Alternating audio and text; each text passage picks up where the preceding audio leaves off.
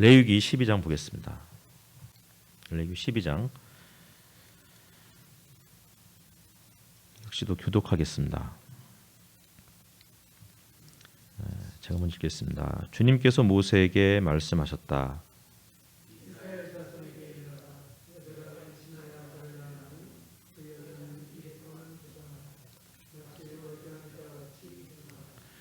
여드레째 되는 날에는 아이의 포피를 잘라 할례를 베풀어야 한다.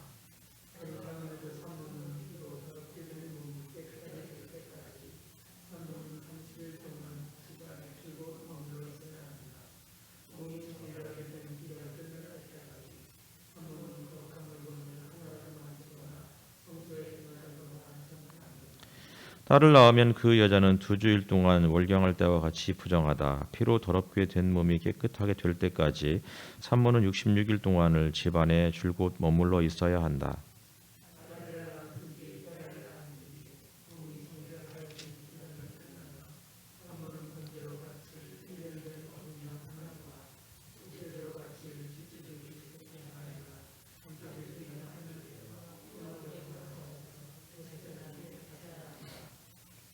제사장은 그것을 받아 주 앞에 바쳐 그 여자를 속죄하여 주어서 깨끗하게 하여야 한다.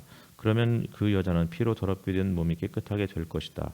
이것이 바로 아들을 낳았든지 딸을 낳았든지 산모가 아이를 낳는 다음에 지켜야 할 규례이다.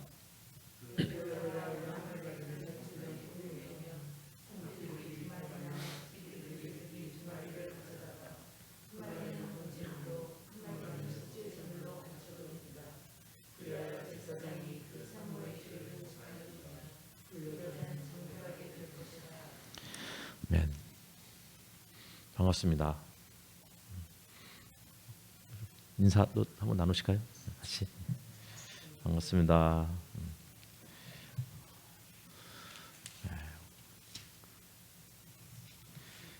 오늘 내용은 사실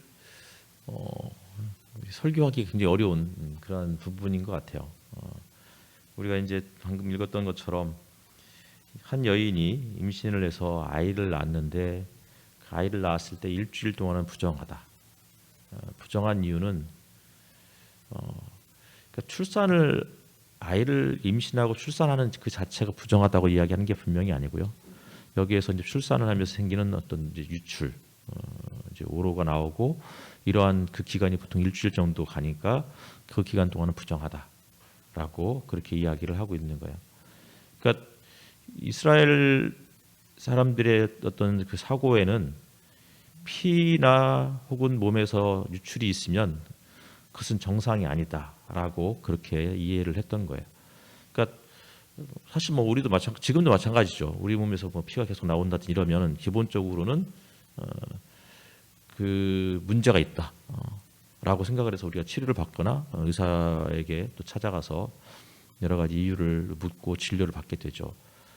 근데 고대 사회에서는 어쨌든 지금보다 뭐 의료 수준이 워낙 많이 떨어졌기 때문에 따라서 몸에서 피나 어떤 것들이 흘러나오기 시작하면 그것은 부정하다라고 그렇게 이해를 했던 거죠. 이거 다시 말하면은 그 사람 자체가 부정한 것은 분명히 아니에요. 하지만 이것은 더더군다나 이것은 죄는 아니다라는 거예요. 부정한 것과 죄는 또 다른 개념이에요. 부정한 것은 종교적인 의미를 갖고 있는 거예요. 종교적으로 그 기간 동안은 부정하니 따라서 그 누구도 만나서는 안 되고 접촉해서 하지 말아라 라고 그렇게 성경이 이야기를 하고 있는 것이죠. 그리고는 특별히 이제 뭐 아들을 먼저 언급을 하고 있는 거죠. 그때 이제 아들이 8일째가 되면 할례를 베풀어야 한다. 그러니까 여성에게 대한 할례를 전혀 언급하고 있지 않아요. 성경은 남자에게 할례를 행해야 되고, 그리고 이것은 하나님께서 또 나름 그 아들을 구별하는, 거룩하게 구별하는 그러한 하나님의 백성의 의미로서 할례를 행하게 된 것이죠. 실질적으로 예수님이 태어나셨을 때도 마리아하고 이제 요셉이 예수님을 데리고 성전에 올라가잖아요. 그때가 40일 만에 올라가죠. 40일 만에 올라가서 거기에서 제물을 바치시는데 누가복음에 보면은 거기에 이제 예수님이 8일 만에 할례를 행했다, 할례를 받았다라고 그렇게 언급을 하고 있어요. 다시 말하면 예수님은 이 레위기 말씀에 철저하게 그렇게 태어났을 때부터 예수님의 부모가 이제 그 율례대로 규례대로 모든 것을 행했다라는 것을 보여주고 있죠. 그런데 이제 여기에서 우리가 또 한 가지 드는 의문은 그거예요. 똑같이 아들을 낳거나 딸을 낳아도 일주일 동안은 부정한 그러한 몸 상태이고 8일째부터는 이제 남자는 할례를 행하고 8일째부터는 그 여성은 부정하지는 않지만 그러나 다른 사람들 접촉해서는 안 된다. 그래서 집안에 머물러 있어야 된다 이렇게 이야기를 해요. 얼마만큼 있어야 되느냐면 아들을 낳았을 때는 33일. 그러니까 일주일은 부정했고 그다음에 이제 33일 동안 집안에 머물러 있어야 된다. 그리고서 이제 그 40일이 되면 어린 양이나 이제 그 이제 속죄제를 위해서 그리고 그 비둘기를 가지고 또 이제 번제를 바치게 되는 그런 규정들이 이렇게 나와 있죠. 그리고 이제 딸을 낳으면은 2주일 동안 부정하다 그렇게 이야기를 하고 있고 그리고는 66일을 집안에 머물러 있어야 된다 그렇게 이야기를 하고 있는 거예요. 왜 아들을 낳을 때는 일주일 동안 부정하고 33일은 집에 머물러 있어야 되고 총 40일이고 딸을 낳으면 왜 2주간 부정하고 66일을 집에 머물러 있어야 되는가? 그러니까 총 80일인 거잖아요. 이게 차별이 아닌가 이제 이런 생각이 들죠. 근데 이게 이제 여러 가지 학자들마다 해석을 하고 있는데 최대한 하나님이 남자나 여자나 차별하지 않으시는 분이다 라는 전제하에서 뭔가를 좀 이제 계속 해답을 찾아가려고 하지만 이게 이제 속 시원한 답이 없는 거예요. 그래서 결국은 아들을 낳으면 이 아들은 귀하니까 반면에 딸을 낳으면 딸은 덜 귀하니까 그래서 오히려 이제 그 딸을 낳은 그 엄마를 위로해주기 위해서 80일을 충분히 쉴 수 있도록 해줘야 된다. 그런 의미에서 하나님이 이렇게 법을 정하셨다, 율법을 정하셨다라고 하지만 그것도 굉장히 좀 약간 조금 위로가 될 수 있을지 잘 모르겠지만 그게 진짜 위로일까 싶기도 해요. 80일을 그렇게 혼자 있는 것이 과연 옳은 일인가? 쉴 수 있을 때 저 쉬면 좋긴 하겠죠. 근데 이제 레위기 27장에 가면은 아들과 딸에 대해서 혹은 남자와 여자에 대해서 몸값에 대해서 언급을 하고 있는데 남자보다 여자는 반값인 거예요. 그러니까 어쨌든 고대 사회에서 성경에서도 마찬가지였지만 남자와 여자를 비교했을 때 남자가 여자보다 2배가 귀하다라고 그렇게 생각을 했던 것 같아요. 따라서 남자가 태어났을 때는 일주일 동안 부정하고 그래서 총 40일 동안 구별된 삶을